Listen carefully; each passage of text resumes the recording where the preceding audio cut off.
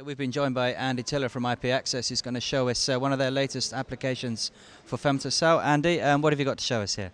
Well, Keith, we're going to show you our virtual fridge notes application. So the idea is that it uses information provided by the Femtocell about who's at home and when people get home to deliver reminder messages to people when they arrive in the home.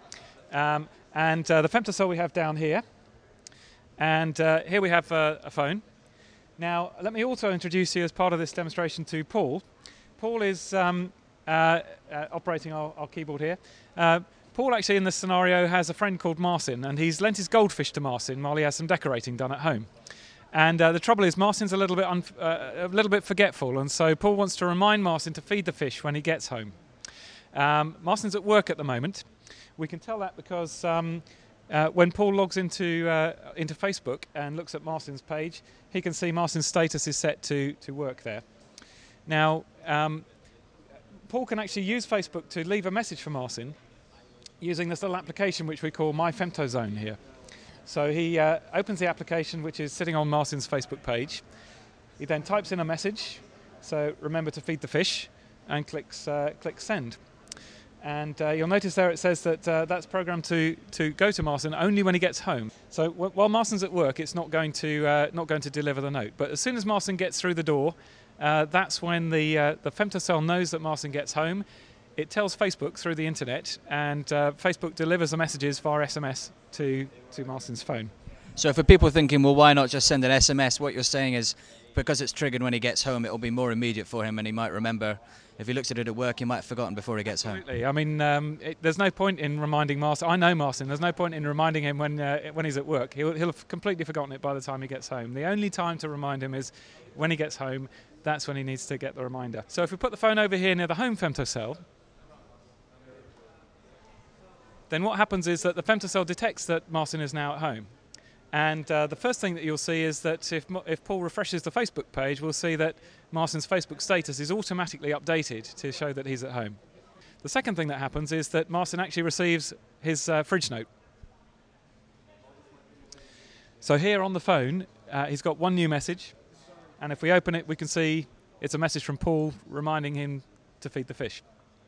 So that's the basic idea, is that the reminder messages are delivered as people get home, which is the right time. It's a bit like finding a note on the fridge, but this is not very much like a fridge, is it? It's more like an SMS message. So what we have is a more exciting application for the iPhone where it actually is a fridge.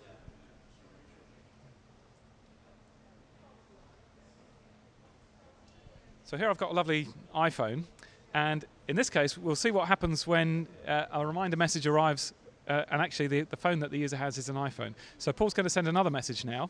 He's just remembered that he's left another animal of some kind. It'll be a surprise to us. We'll see what animal Paul's reminding us to feed now. But this time, if the phone's an iPhone, then a little reminder note pops up. It says here, fridge note, you have a new note. And if I find the fridge note application, you can see it actually looks like a fridge. It's a virtual fridge. And a little new message arrives, zooms in from the internet. It's the red one here. And it's a message from Paul reminding us to feed, or reminding Marcin to feed the cat. So with this little fridge notes application, I can manage all the notes and things that I've got to do, or Marcin can manage all the things that he's got to do on the fridge here. Excellent, bit of fun, I suppose, but also I suppose you're showing the way that the presence in the Femtocell could be tied up with different messaging services. Exactly. Everything is based on the idea that the Femtocell knows who's at home and when they get home. In our case, what we've done is we've implemented it in the mobile operator's network. So the Femto Gateway, as it's called, recognises when the phone comes home due to what's called a location update that happens when the phone selects the home Femtocell. So the operator's Femto Gateway then calls out to Facebook to tell Facebook to update the status and to collect any messages that have been left there. But equally well, the application could be running on the Femtocell itself, which has a direct connection to the internet, so it needn't go back into the core network. Or it could even be running on the phone. So when the phone comes home, the application in the phone detects that the phone is home, and it establishes a connection to the internet and collects the messages that way. So there are different ways to do it. One of the things that we're involved in is with the Femto Forums Services Special Interest Group, where a lot of vendors are and operators are collaborating together to make sure that all of these ways of doing it are open and standards based, so that application developers will be able to build applications that make use of this home presence information that Femtocells provide, wherever they are. So they could be working with the operator or they could be working independently. Sure, because obviously you've done the Facebook app and the iPhone app there, but obviously there's loads of developers who could be thinking about the potential for their own apps there. Exactly. This one would be tied to the network operator, but we really want to develop an ecosystem where application developers, writing in their garage, can build applications that work on any network with any femtocell and take advantage of the unique home presence information that the femto can provide. Thanks for showing us the application. Very interesting. For ip.access itself at the moment, what news have you got for us that's moved on since we last spoke in February?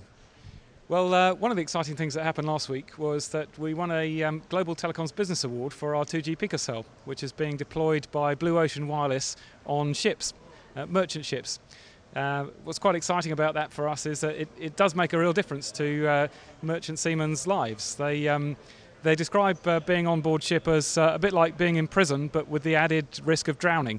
So the ability to use their ordinary mobile phones to call home is actually quite a benefit to them. So our 2G picocells are being installed on merchant ships all over the globe, and that won an award last week. In the meantime, we continue good progress with our 3G femtocell technology and our new 3G picocell, both of which are going into some significant deployments and trials at the moment. So that's all very exciting.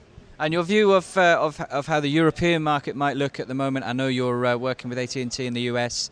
How would you sort of think things are working out in Europe at the moment for the femtocell market? Well, a lot of people have speculated that the European market is going to be slow and a long way behind the US, which has essentially a bigger issue with basic mobile phone coverage at home.